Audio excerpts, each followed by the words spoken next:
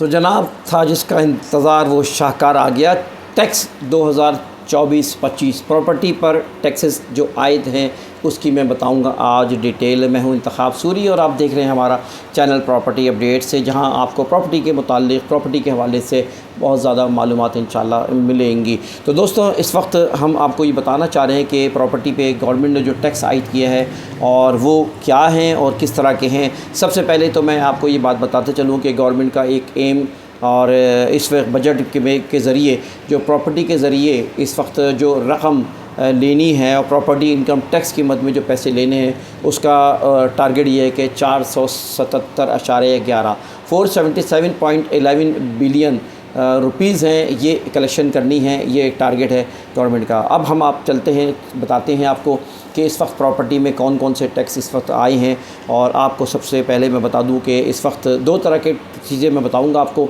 एक capital gain tax बताऊंगा और दूसरा जो है वो विद होल्डिंग टैक्स, यानी प्रॉपर्टी जब कोई ख़रीदता है और बेचता है, इमूवेबल प्रॉपर्टी की बात हो रही है, प्लॉट है, घर है वगैरह है, ये चीज़ें हैं जिसके ऊपर ये टैक्स आयद किया गया है। तो आपको सबसे पहले मैं ये बताते चलूँ कि कैपिटल गेन टैक्स इस वक्त, यानी गेन टैक्स, आप जानते हैं कि ये सिलसिला पिछले कुछ अरसे पहले शुरू किया गया था कि प्रॉपर्टी में इन्वेस्टर्स के रुझान को किल करने के लिए, स्लो करने के लिए लोगों का रुझान ये था कि अपनी इंडस्ट्री छोड़ के उन्होंने प्रॉपर्टी में पैसा लगाते थे और जल्दी वो इधर ख़रीदा इधर बेचा। और भी आम लोग, आम अफराद जो है इसमें, जो कि जिनके पास पैसा था, उन्होंने इस वक्त इन्वेस्टमेंट किया इस प्रॉपर्टी पर और ये सिलसिला सट्टेबाजी भी इसमें शुरू हो गई थी और लोगों ने देखा था यार कि इसमें बड़ा फ़ायदा है। तो इस लिहाज से गवर्नमेंट ने एक कैपिटल गेन टैक्स लगाया था ताकि इस रुझान को ख़त्म किया जाए कि कम से कम इंसान जब प्रॉपर्टी ले तो कम से कम 1 साल 2 साल 3 साल उसको होल्ड करे और प्रॉपर्टी एक बिज़नेस का ज़रिया ना बना लिया इस तरह। तो अब इसमें गेन टैक्स, यानी जब कोई प्रॉपर्टी बेचता है तो उसको जो प्रॉफिट मिलता है, जो गेन करता है, उसके ऊपर टैक्स देना पड़ता है। तो उसमें तो कुछ तब्दीलियाँ आई हैं, यानी इसका सिलसिला इस तरह शुरू होता है कि 1 साल के अंदर अगर वो कोई ख़रीद के बेचता है तो उसको फिर 15% टैक्स उसको देना पड़ेगा प्रॉपर्टी पर। और इसी तरह अगर वो नॉन फाइलर है तो वो 15% से 45% तक के जा सकता है उसका वो टैक्स, जो कि किसी प्रॉपर्टी के ख़रीदने या बेचने पर आयद होता है। तो जो ख़रीदार होता है, परचेज़र होता है, वो उसको 236 की कैटेगरी में के आइन के एक्ट के तहत उसको लिया जाता है। तो 236 में परचेज़र को जो प्रॉपर्टी पर टैक्स देना होगा उसके बारे में मैं आपको बताता चलूँ। और ये इसको कैटेगरी बना दी गई है, 3 तरह की कैटेगरी बना दी गई। वो प्रॉपर्टी जो 5 करोड़ तक की प्रॉपर्टी है और वो प्रॉपर्टी दूसरी कैटेगरी में जो 5 करोड़ से 10 करोड़ तक है। इसी तरह तीसरी कैटेगरी बना दी है 10 करोड़ से अबव की प्रॉपर्टी। तो इस पे क्या आयद किए गए हैं इसके बारे में मैं आपको बता दूँ चलूँ। इसमें एक नई चीज़ आई है, फाइलर तो टैक्स देगा ही देगा, लेकिन अगर फाइलर वो डिले करता है अपने रिटर्न जमा कराने में या अपने वक्त पर डॉक्यूमेंटेशन नहीं की उसने, तो फिर इस डिले होने के ऊपर, लेट होने के ऊपर उसको जो है वो टैक्स ज़्यादा देना पड़ेगा। अब हम चलते हैं, आपको बताते हैं कि वो प्रॉपर्टी जो यानी अगर फाइलर है और 5 करोड़ की प्रॉपर्टी है तो उस पर फाइलर को 3% देना पड़ेगा और फाइलर डिले करता है तो उसको 6% देना पड़ेगा।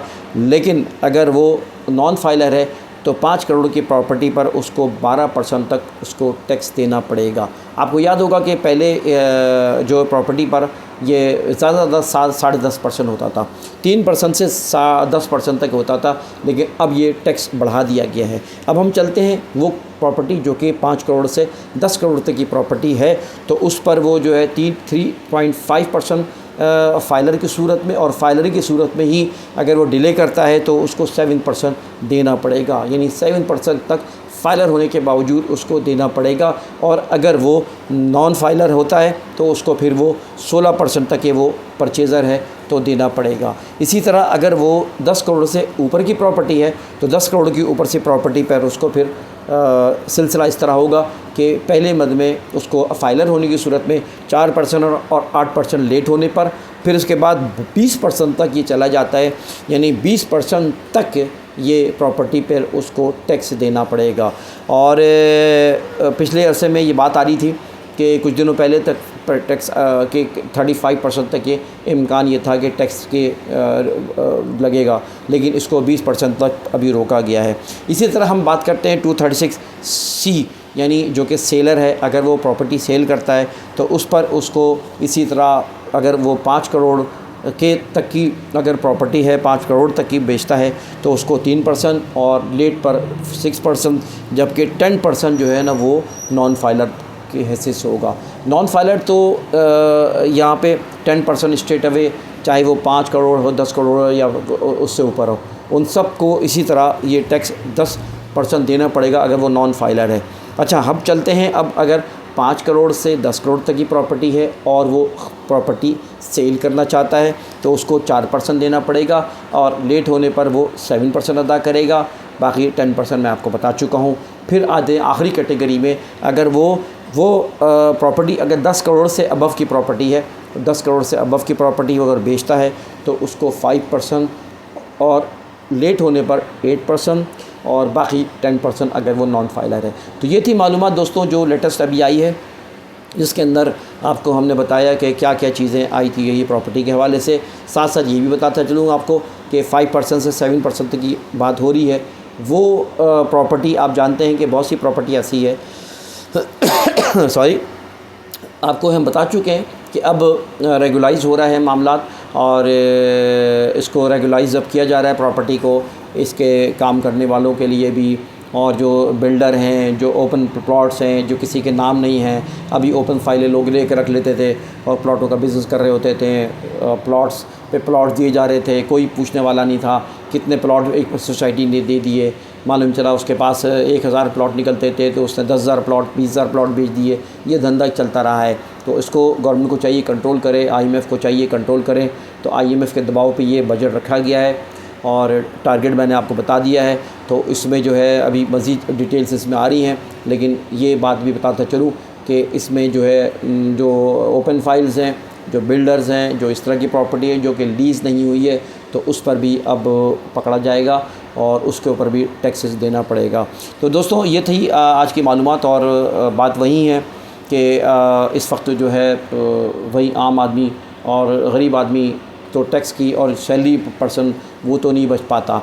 बचते कौन हैं? वही जो कि अशराफिया हैं, माज़रत चाहता हूँ, जिन्होंने पैसा जायज़ और नाजायज़ हर तरह से कमाया और उसके बाद पाकिस्तान से बाहर पैसा दुबई और पता नहीं कहाँ का निकल गया पैसा, कोई मनी ट्रायल उसके ऊपर नहीं होता, कहाँ से पैसा आया, किधर गया और किस तरह गया, किस तरह ये पैसा जो है ट्रैवल कर गया, और मनी लॉन्ड्रिंग कुछ नहीं पूछा जाता। ये हमारे यहाँ मुल्क में अफसोस की बात है। बहरहाल इस वक्त अल्लाह करे पाकिस्तान के हालात बेहतर हों, और मैं बात वही कहता हूँ कि गवर्नमेंट ये सोचा करे टैक्स लगाने के मुकाबले में कि मुल्क के हालात बेहतर करे, मुल्क के जो है ना पॉलिटिकल स्टेबिलिटी लाए। पॉलिटिकल स्टेबिलिटी होगी, अमन होगा, तो नेचुरली अगर कारोबार का माहौल होगा, खौफ नहीं होगा, तो ख़ुद बहुत कारोबार का पहिया चलेगा। जब पहिया चलेगा, पैसा सर्कुलेट मार्केट में होगा, तो ख़ुद बहुत बरकतें होंगी। लोग खुद बहुत जो है ना छोटा टैक्स, कम टैक्स भी एक बड़ी रकम बनेगा और गवर्नमेंट को उसका फ़ायदा होगा। पूरी दुनिया में ये एक बात मानी जाती है, और पाकिस्तान में भी मैं समझता हूँ कि पाकिस्तान में आवाम यानी पब्लिक, लोग, इंसान एक बहुत बड़ा एसेट है जिसको सही से इस्तेमाल ही नहीं किया गया। तो इनको अगर इस्तेमाल किया जाए, इस एसेट की कदर की जाए जिस तरह चीन ने कदर की, इंडिया में कदर है मैन पावर की, और मैन पावर कहाँ से कहाँ पहुँच गई। खुद IT एक बहुत बड़ा शोबा है, एक इजाफी बात कह रहा हूँ, IT एक बहुत बड़ा शोबा है। मैं अपील करूँगा गवर्नमेंट से इसके ज़रिए, इस वीडियो के ज़रिए, कि IT पे काम करें। नौजवान इस वक्त IT में बहुत एक्सपर्ट हैं, बहुत कमा के दे सकते हैं, और एक्सपोर्ट बड़ी भी है इस वक्त IT की। और IT पे अगर गवर्नमेंट सही सी तवज्जो नौजवानों को सपोर्ट दे, तो मतलब मैं समझता हूँ कि पाकिस्तान बहुत आगे निकल सकता है और बहुत ही इस एक्सपोर्ट में बहुत पैसा पाकिस्तान के पास आ सकता है। तो ये है कि हम सबको मिलके चाहिए कि हम उम्मीद पे ही दुनिया कायम है, नाउमीदी फैलाना अच्छी बात नहीं है।